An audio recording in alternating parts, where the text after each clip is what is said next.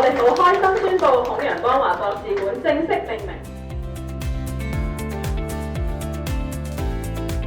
多謝各位，我哋好開心宣布孔憲兆博士館正式命名。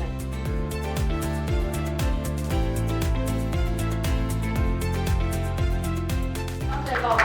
我哋好開心宣布黃孔慶儀活動室正式命名。特別感謝你興起孔憲兆博士同埋孔陽邦華博士伉儷，並佢哋嘅4位子女同埋佢哋嘅後人都成為咗恩典流通嘅管道。孔氏家族與浸會大學嘅情誼深厚，淵源可以追溯至1970年代。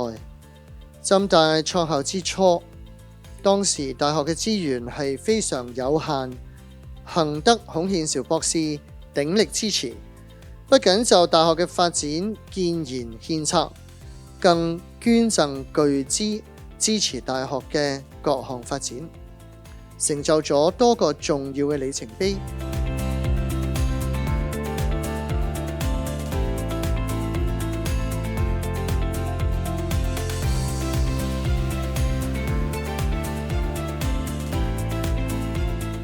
我好開心咧，就同大家分享咧，上個星期四喺個典禮度咧，我哋浸大呢個點子坊呢個創意校園咧，被獲選優異獎。